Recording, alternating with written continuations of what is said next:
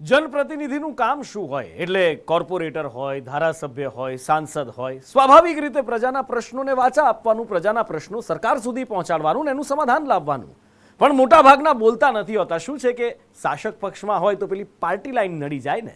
પણ હવે કેટલાક એવા જનપ્રતિનિધિઓ સામે આવ્યા છે જે જનતાના પ્રશ્નો બેબાક રીતે ઉપાડી રહ્યા છે. એ ભારતીય જનતા પાર્ટીના જ નેતાઓ છે, પણ અત્યાર સુધી ચૂપ હતી. એ જબાન જનતા માટે ખુલી રહી છે, પછી એ જુનાગઢ હોય, વડોદરા હોય કે કલોલ કેમ ના હોય.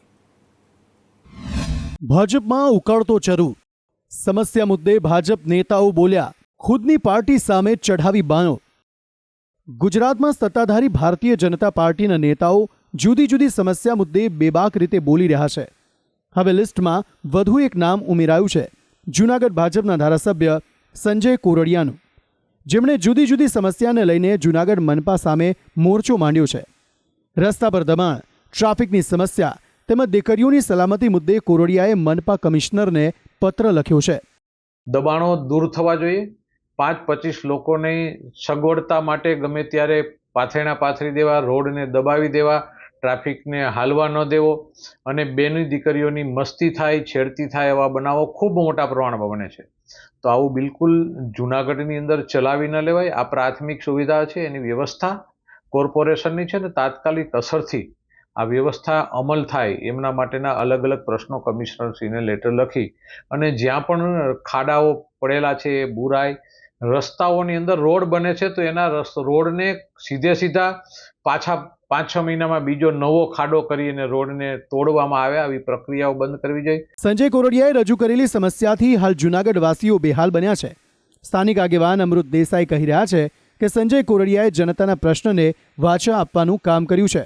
જૂનાગઢના માન્ય ધારાસભ્યશ્રીએ કમિશનરશ્રીને પત્ર લખી અને પ્રજાની પીડાને વેદના આપવાનો જે પ્રયાસ કર્યો છે માટે ખૂબ ખૂબ આભાર. કારણ કે ઘણા સમયથી લોકો પીસાઈ રહ્યા છે, બહુ ખૂબ મુશ્કેલી છે, ત્યારે ધારાસભ્યશ્રીએ એ વેદનાને વાચા આપવાનો પ્રયાસ કર્યો છે એવું માનું છું. તો આ વિસ્તારના સામાજિક અગ્રણી કહી રહ્યા છે કે સંજય કોરડિયાનો આ સ્ટન્ટ છે. મનપામાં પણ ભાજપનું શાસન હતું તો પછી કામ કેમ ન કરાવ્યું? એક રજૂઆત કરી છે, એ પ્રજાની ફક્ત એક લાગણીને ચાહના મેળવવા માટે જ આપણા ધારાસભ્ય ખુદ કોર્પોરેટરો હતા અને પોતે એમ કે જુનાગઢ મહાનગરપાલિકામાં ભાજપનું શાસન હતું. ત્યારે ખરેખર જુનાગઢની જનતા છે એ દરેક પ્રશ્ન માટે તોભાઈમાન થઈ હતી.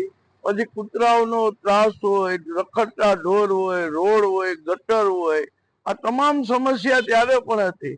ત્યારે એમ કે મક્કમપૂર્વક સંજયભાઈએ પ્રશ્ન ઉઠાવવાની જરૂર હતી.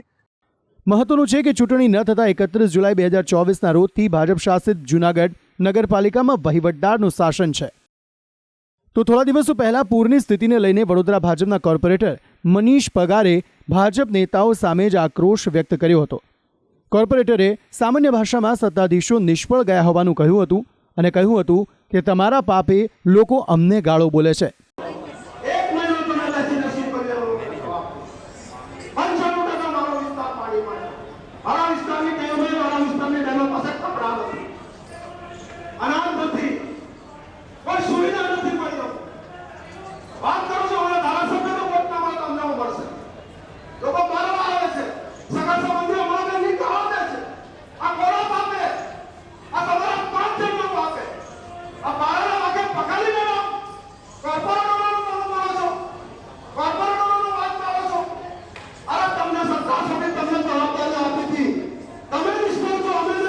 સભ્યોની આ પ્રેશર ટેક્ટિકની પણ ભારતીય જનતા પાર્ટીએ ગંભીર નોંધ લીધી છે અને રાજીનામા આપી શિસ્તભંગ કરનારા સામે કાર્યવાહી થાય તેવી પણ શક્યતાઓ છે. ના જ નેતાઓમાં ઉકળતો ચરુ જોવા મળી રહ્યો છે, જેમાં રજૂઆત કરતા નેતાઓ કહી રહ્યા છે કે તમારા પાપે જનતા હેરાન પરેશાન થઈ રહી છે, જે અમને ગાળો દે છે.